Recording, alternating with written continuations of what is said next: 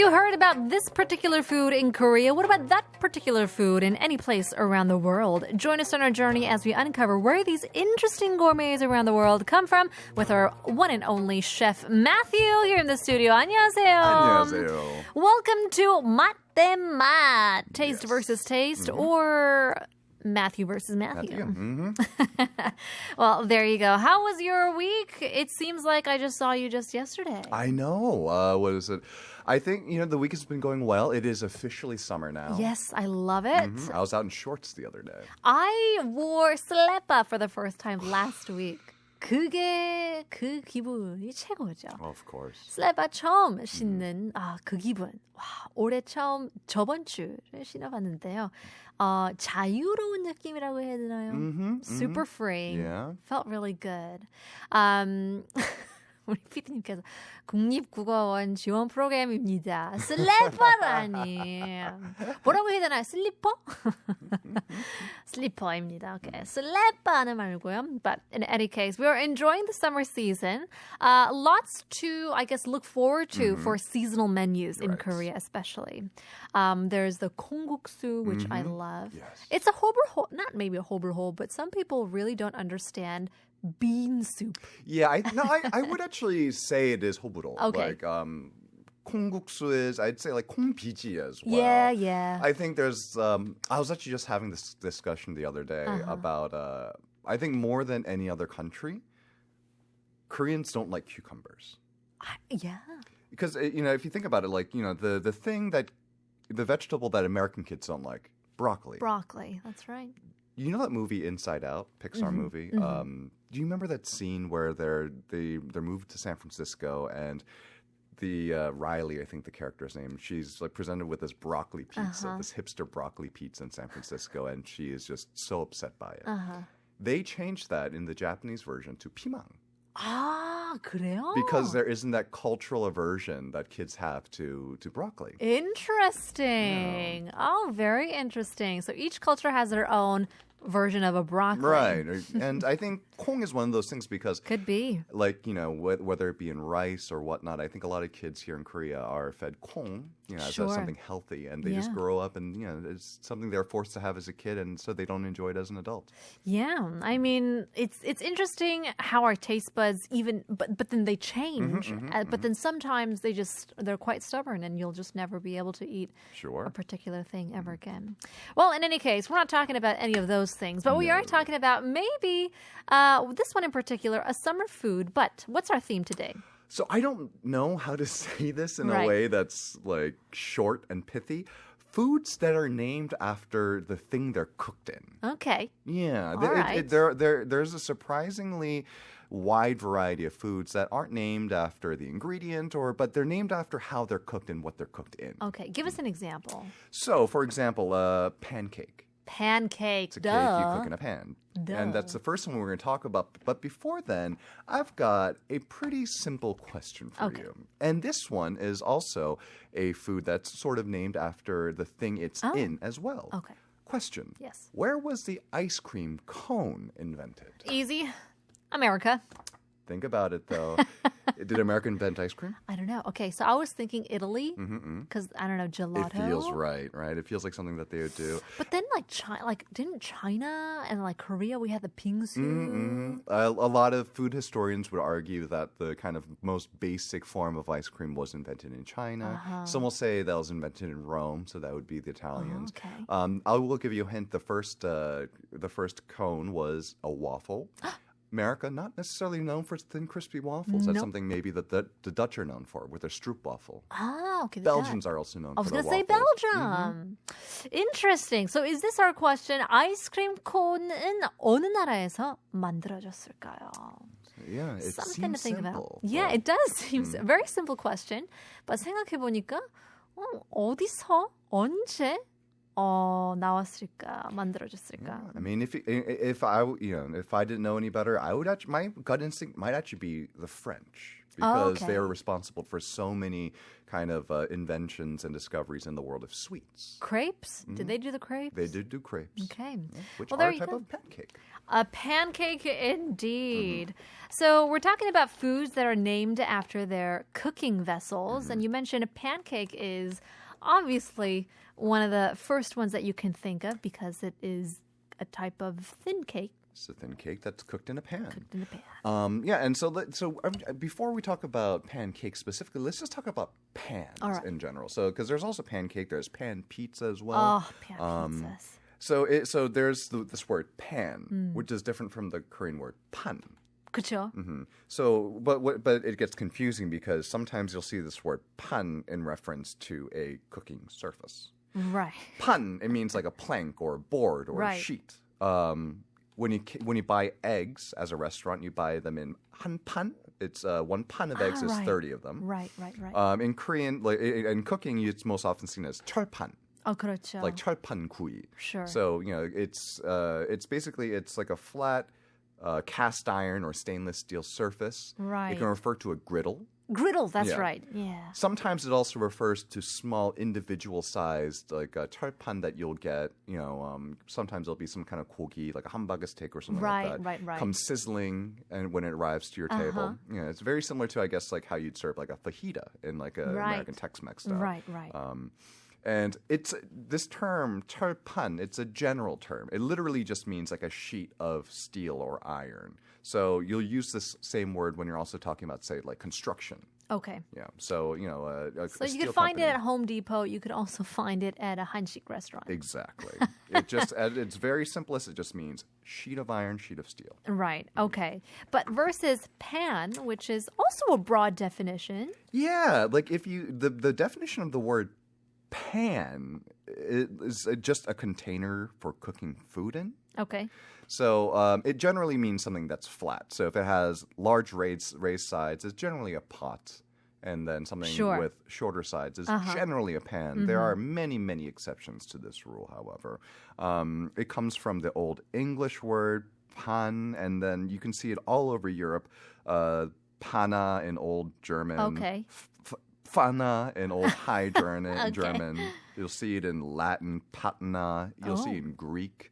So this word has been around for a very, very long time. Okay. But nowadays, in modern times, we're mostly talking about like a frying pan, like a saute pan. That's right. But in Korea, we would call this a frying pan. Pen, not a frying pan. That's right. And so if you're just learning and if you're just kind of navigating your way around a kitchen in Korean, make sure you're asking for fry pen.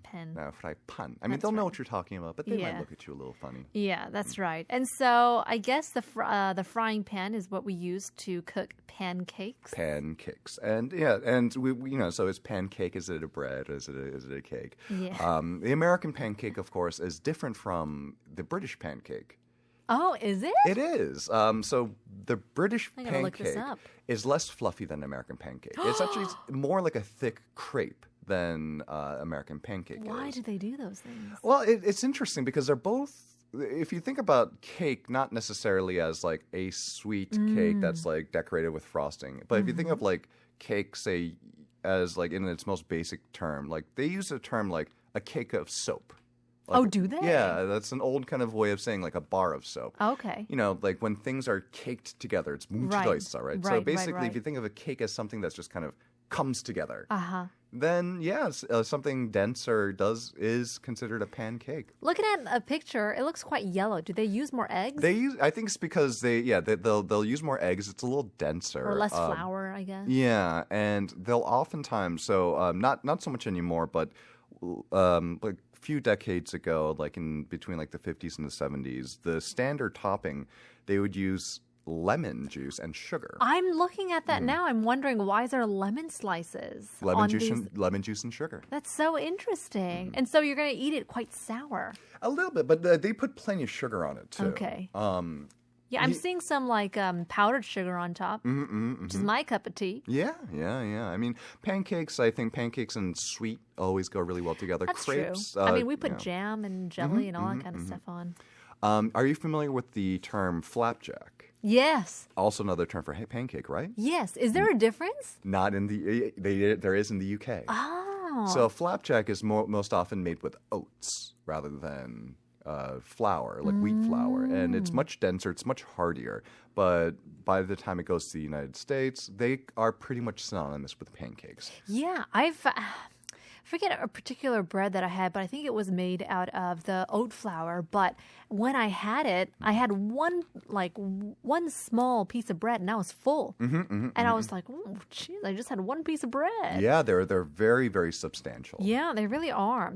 But we're here talking about pans, and I mean, it could be the frying pans, but it could also be the trays as well. Yes. Right? And so, I mean, I think that's how we can get pancakes, but also the pan pizzas, which are to die for. That's my favorite.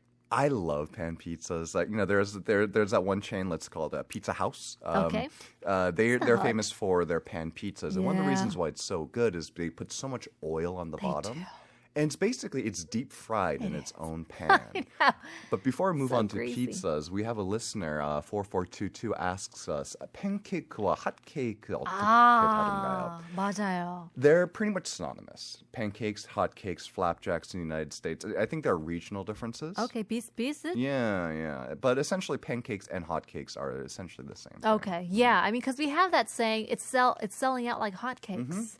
But we don't really say it's selling out like pancakes. No. I think hotcakes, because there's a word hot in there, right? And 뜨끈뜨끈한. and hotcakes, pancakes are, if you think about it, one of the few cakes that we eat hot.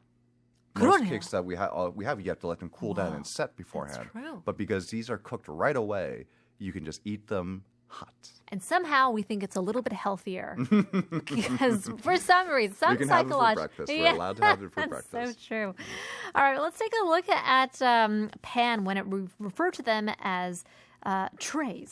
Yes, so you see it in terms like sheet pan. If you worked in restaurants, you will heard this term, hotel pan. Okay. They're basically they're pans that can be either almost completely flat. They have a little bit of a lip, all the way up to ones that are about like a foot, 30 centimeters, 50 centimeters deep. And they're your kind of very standard restaurant storage pans. Yes. And in Korean, we have a couple of terms for this, like 받침. Which is kind of means like tray.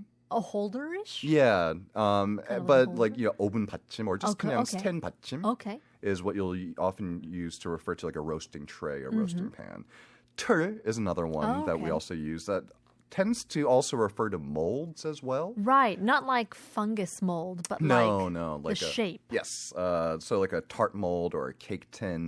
But because also like shallow rectangular 틀 also exist. They're kind of used interchangeably with pans.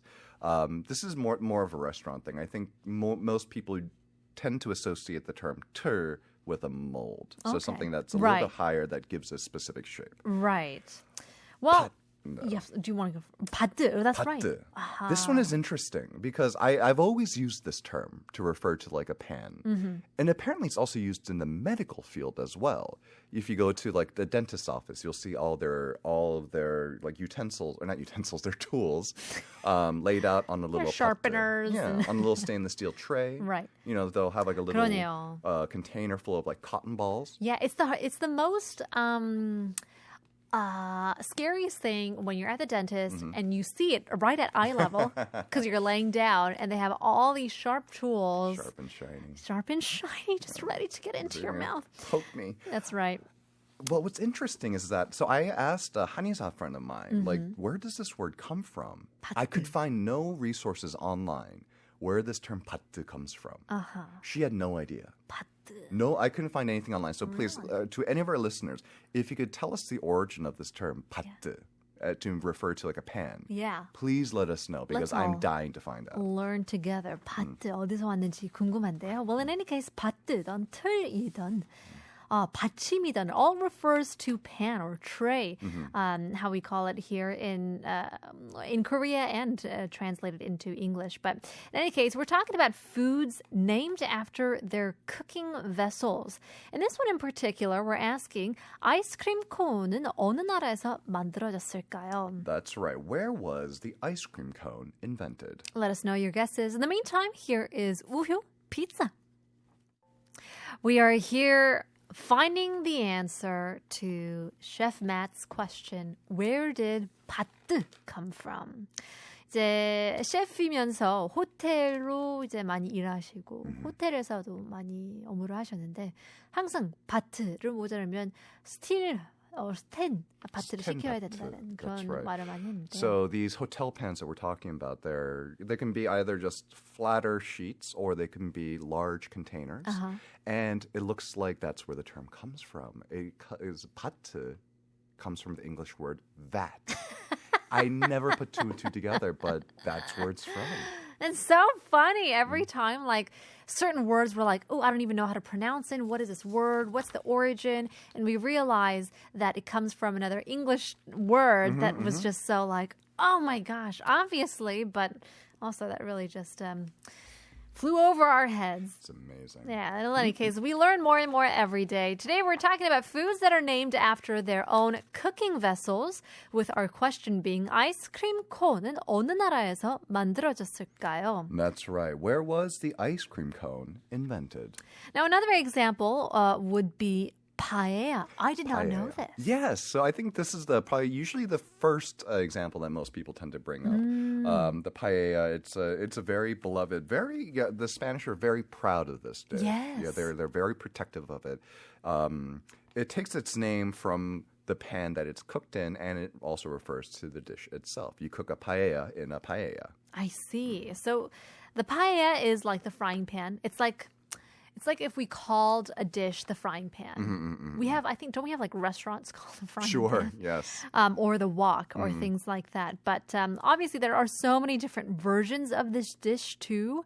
Well, some would argue that there are only two versions of this dish. Yeah, okay. But I think, so it comes from the Valencia region of Spain.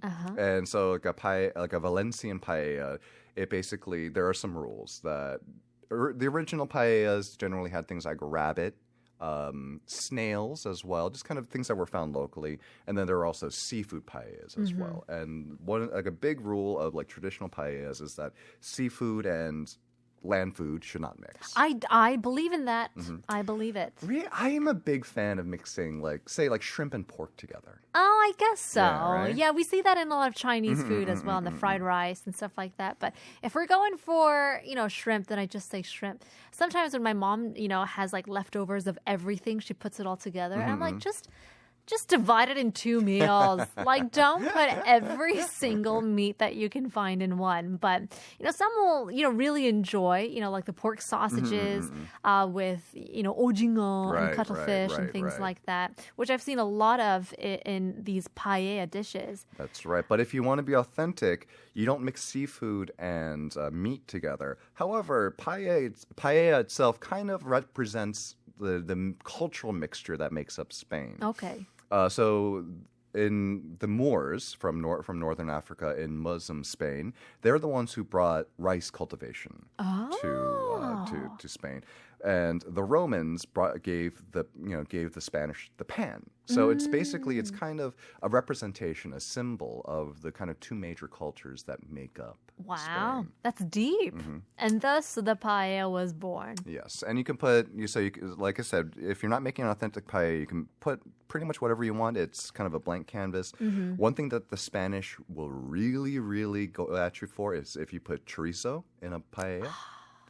I love chorizo. A very, very Spanish sausage and a paella is a very, very Spanish rice dish, but they should never come together. Oh, they shouldn't. To the Spanish, yes. Oh, 그래요? Jamie Oliver, the British chef, actually got into a lot of not real trouble, but he got a lot of hateful comments online. And his recipe for paella included chorizo. I've had a lobster paella. Oh, that sounds delicious. Yeah, it was delicious. Well, in any case, our question is, 아이스크림 콘은 어느 나라에서 도대체 만들어졌을까요? That's right. Where was the ice cream cone invented? Drumroll, please. You got it right. It was America. It was! It was. Try to throw you off there with a couple of other... but it does feel so quintessentially American, doesn't it? It does. Something about it. I think we see it in a lot of like old movies or, I don't know, old commercials even. I feel like the sight of like a young American child holding an ice cream cone is as American as, say, like a person walking down the street with a baguette sticking out of their shopping bag is French. It just there's like a stereotypical image involved with that culture, and it's there for a reason because it's actually kind of contentious, but genuinely it's accepted that the Americans invented the ice cream cone. There's actually an entire book about this. Is there? There was a huge controversy about different patents and factories and different people like fighting over it. It was a pretty big kind of business battle. 왜냐면 콘도 여러 가지 콘이 있기 때문에. Yeah, and there are kind of examples of like different types of non-edible cones being found in Europe prior to this. Like there were like ceramic cones and whatnot. But the general accepted history is that Americans invented the ice cream cone. Yep, and you can get it for like 99 cents at a fast food. Actually, I don't know. Who knows? It's probably like $17 by now. And then plus tip. Plus tip. There you go. Well, in any case, now we know the American or the ice cream cone was invented in America. Let's take a listen to a quick song break. Here's FX Ice Cream.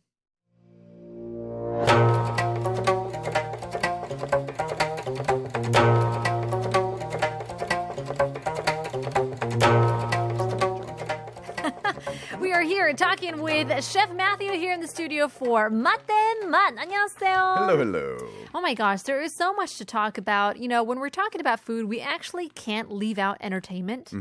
Because, well, food is entertainment, but I love to be entertained while eating food. Oh, absolutely. So, you know, watching television shows is a big part of eating, especially if you live alone. That's what the mukbang is all about as well. But we were talking about old sitcoms, new shows, even movies. So if you guys want to chip into the conversation, if you've watched Severance, Shrinking. Maybe we're entertaining some people right now. Yeah, absolutely, for dinner. Hopefully we are of some sort of entertainment. But in any case, our theme for today is foods that are named after their cooking vessels. That's right. And the first question that we talked about in part one was about the idea of the ice cream cone, an edible vessel for a food. That's right. But what about something that's inedible?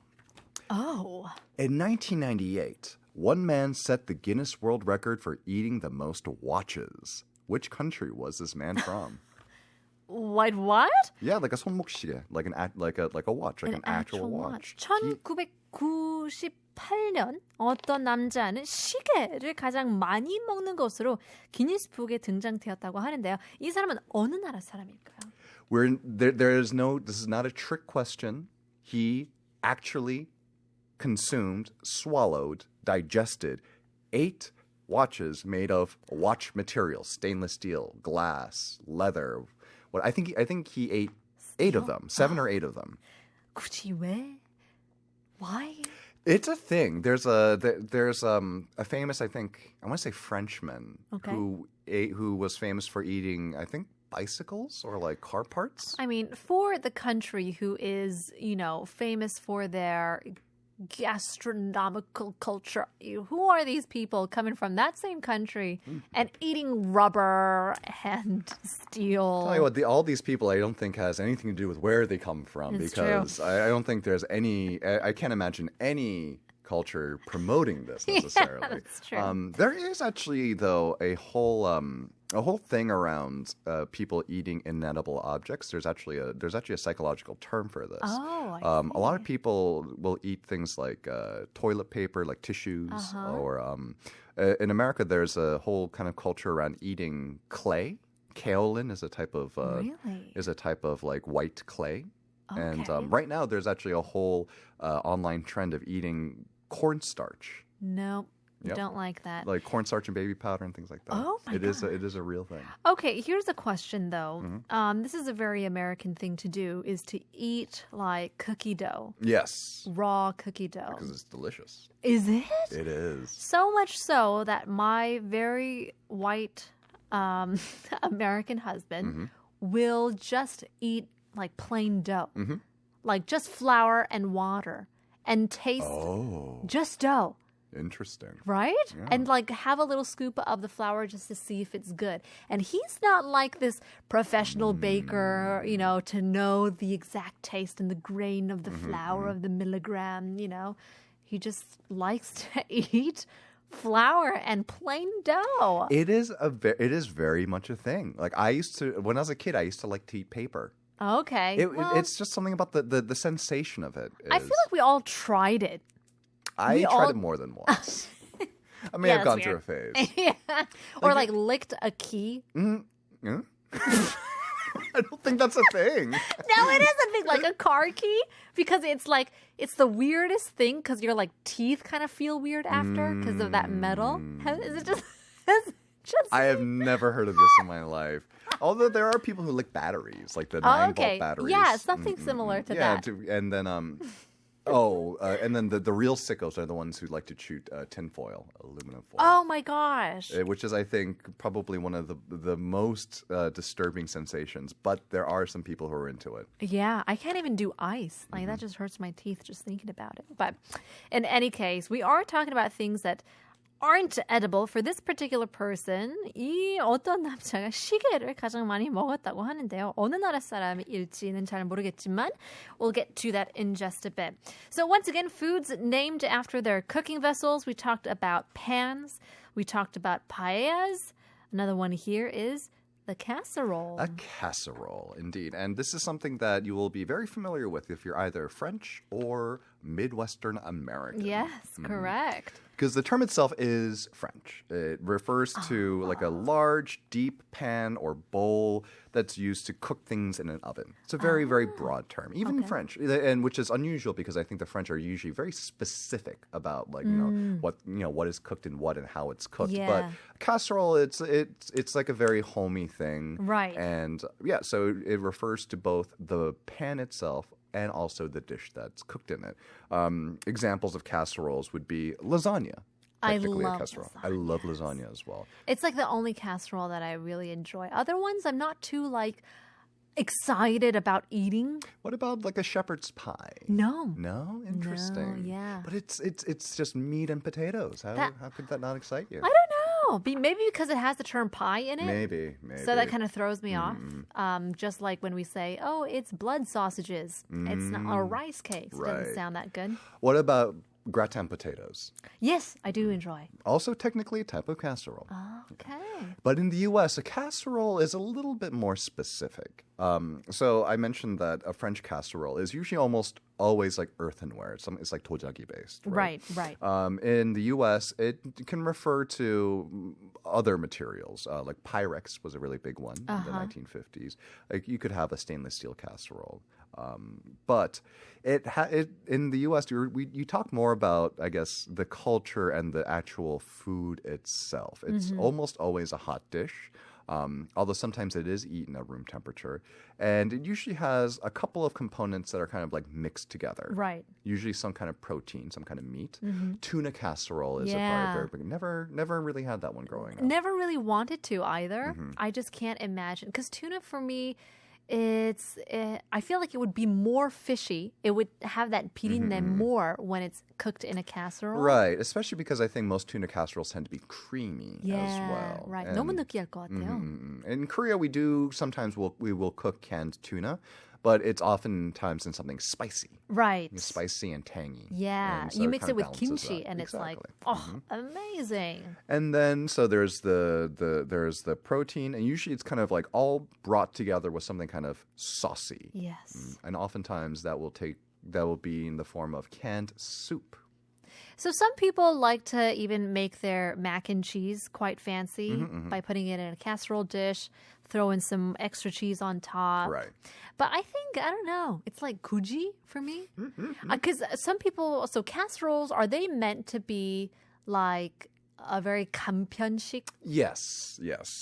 So convenient one pot type of there's something that you could freeze ahead of time and toss into the oven. Oftentimes, there's a whole culture in the United States of giving people casseroles. So, for example, if someone is sick or if there's a death in the family, you'll go over to your relative, friend, neighbor's house with a casserole and be like, here, you should relax. You shouldn't have to cook. You shouldn't have to cook. That's right. And then casseroles are seen as a thing that you could store for a little bit. And like you said, have it convenient and ready to go and just reheatable whenever you need to. It's good for leftovers. And I guess, as you said, you bring it to people. And I think in a lot of, U.S.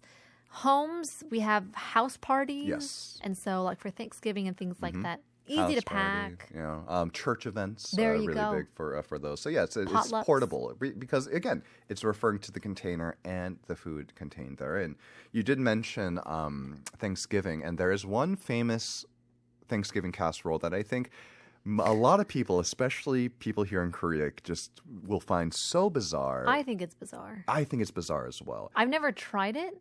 Me neither. I have no desire to. I do have a desire. I tried it once with a different ingredient. That's because they don't have this particular sweet potato in Korea. I think, is that what you're talking about? Sweet potato casserole. Sweet potato casserole, secret ingredient, marshmallows. Yeah, I think if you told someone here about that, that sounds delicious. I love koguma. But you put what on top? Yeah. Marshmallows. Yeah, but then I guess Korean people eat kimchi with. Yeah, but in a way that makes more sense to me because it's a balance. That's right. Sweet potatoes are already sweet. I think the one kind of sweet potato potato dish that I'll have in Korea is like 고구마 마탕. What's that? So it's a sweet potato that's cooked almost in like a caramel syrup. Oh. And it gets like a syrupy. Sometimes it's cooked until the caramel's crunchy on the outside. Oh. I love that stuff. Yeah, matang. At Chinese restaurants, yes, I love that. With sesame seeds sprinkled on top. But I think that works because there's a texture element there, right? Because 맞아요. it's crispy 고구마, and then you have the And syrup the or the crunch from the caramel. Sweet potato casserole, for anyone who's never had it, it's basically sweet potato mashed sweet potato. Yeah. So it's mushy, and then you have bouncy marshmallows on top of it that are also sweet. And it's not a texture and flavor combination, and it's that I want to have with a savory meal. It's mush on mush, sweet on sweet. I tried it with so it's yams that we have it in the States. More orange. I don't think I've ever actually had a yam, so I wonder, is the texture very different from a koguma? No, so a yam is more similar to like a 호박 고구마 rather than a 밤 고구마. So it's a little bit more 물컹물컹해. It's a little bit so like 밤 고구마 is a little bit more like 퍼석퍼석해, right? It's like drier and fluffier, and a 호박 고구마 is generally even worse. So it really is just kind of like mush baby food. Yeah. With marshmallows on top. Maybe that's what it was meant to be. To serve the kids so they can be quiet. Maybe. But the thing is that in America, in the South, they have sweet potato pie, which I love. I can get because you have the crust, and that offers a difference in texture. And, the sweet potato is like also mixed with egg, and it's cooked so that it sets up a little bit more. It has more of a texture of pumpkin pie. Yeah, I tried it once, and it just... There's no surprising element. It's not like that's true. Yeah. Oh, I never thought it's 그 맛이에요. Right, because it's not as heavily spiced as pumpkin pie generally. Yeah. But sweet potato casserole is something I've never tried, and I've never been drawn to it, even though I do love 고구마. Yeah, 고구마 is great, but again, sweet on sweet is just too much.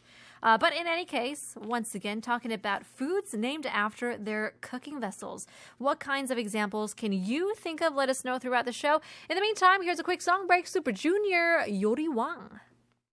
We are here with the 요리왕 himself, king of chefs. It is Matthew himself with 맛. Here we're talking about foods that are named after their very own cooking vessels.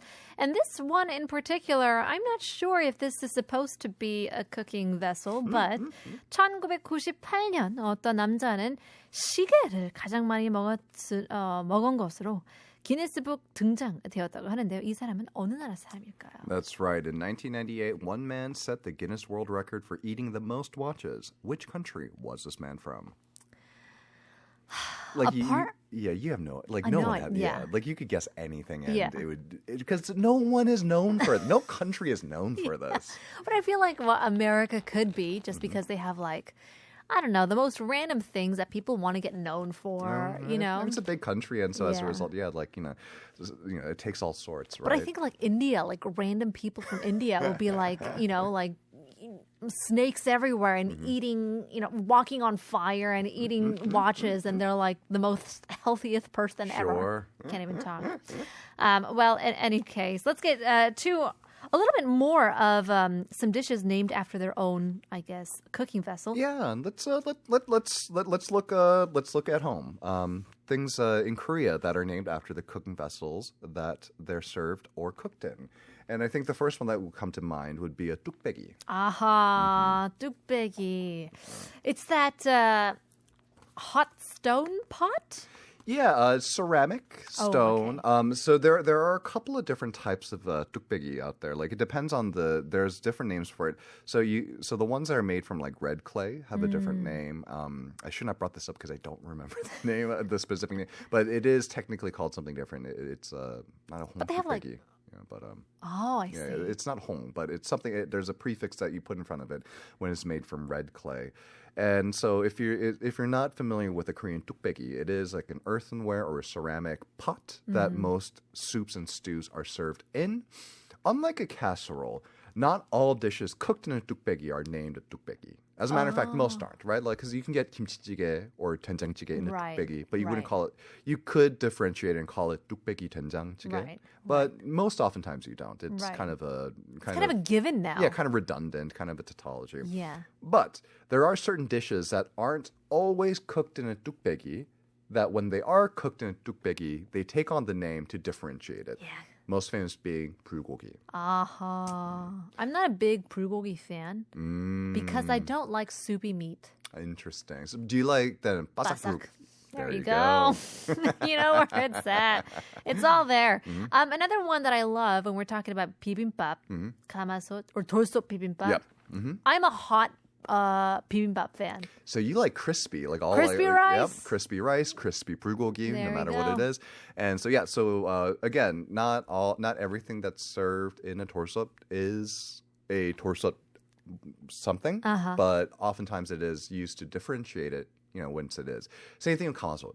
Like, you know, they'll call it 가마솥 밥. Right. A 가마솥 is a huge iron cauldron that you'll use to basically cook very large volumes, most oftentimes rice in there. Yes. And then it sometimes people say they'll swear that, you know, it tastes better when it comes out of 가마솥. And I think part of it is that not the 가마솥 itself, but if you're going through the trouble of cooking it in a 가마솥 over an open fire, you better know what you're doing. Yeah. And so it takes a real master, I think, to be able to cook 가마솥 밥 very, very well. Sure. They'll oftentimes also serve things like 설렁탕 and whatnot. They'll cook it in a 가마솥 in front of the shop, and it entices people to come in. Things like, you know, 소머리국밥 and things like that. Those aren't oftentimes referred to as like 가마솥 소머리국밥, but 가마솥 밥, I feel like, is probably the one time that you'll find that name in front to differentiate it. I think and it costs more as well. You know, if like a regular 공깃밥 is 1,000원, a 가마솥밥 would be like, you know, 3,000원 or even more. Yeah. And especially if they have like beans inside or palm chestnuts and ginkgo nuts. Yeah, I mean, like it's always worth it. I feel like, you know, there's do I. Yeah, there's a romance of it. It really is. And again, like you feel like if they're doing it there, it's got to be good. And especially in the winter, you gotta scrape out all the pop, all the rice, and then fill it with water so you could get that 누룽지탕.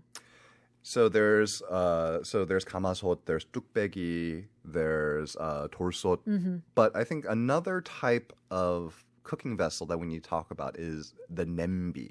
냄비. Yes. So the 냄비, it's interesting because this is the term that we have in Korea that you can find analogs in other Asian countries. So let's talk about the difference between a 냄비, a Japanese nabe, and a Chinese hwoguo. Wow. Can we do it real quickly? Sure. So 냄비 refers to like a pot. It's a very general, broad term. But you generally don't name a food after a 냄비. 그러네요. However, Japanese nabe oftentimes will be part of the name of the dish. Right. Yeah. Like 창고 nabe, and so they'll refer to it as like kind of like an earth. And nembi can be made out of almost just about anything. Nabe is almost always earthenware. Oh, okay. Hwogo is the Chinese term for hot pot. Ah. It literally means fire pot. And this, again, can be made out of just about anything, but this is specialized because it refers to like kind of a method of eating and the format of it. You can put pretty much anything you want in there. In Korea, the type you're most often will encounter is malahwogo. Oh, there you go. The Sichuan style hot pot. Well, I mean, there's so much to look forward to when it comes to food, learning so much about even like the origins of these terms and this cooking-ware. But in any case, that's why there's always next week. In the meantime, our question being 1998년 어떤 남자가 시계를 가장 많이 먹는 것으로 기네스북에 등장됐는데요. 이 사람은 어느 나라 사람일까요? That's right, in 1998. It was a Korean man in 1998. Oh my gosh. Who set the world record. It was in the United States, but he was from Korea. And since then, I think someone passed his record in 2021. What? Like 1 or 2 more watches than he did. 이걸 이기려고 또 몇 년 전에 또 한 사람이 도전을 했는데요. Yeah. So this guy is a 한국 남자 김승도로 나왔네요. Oh my gosh. In just an hour and 30 minutes, he ate 5 entire watches in that amount of time. Yeah, and you know what? That timing is probably pretty accurate because there were probably a lot of watches around there to keep time. It says he eats up to 600 grams of metal per day. Oh my gosh, we're running out of time. But in any case, I had a lot of fun. Thank you once again, Matthew Matemat. We'll see you again next week. See you then.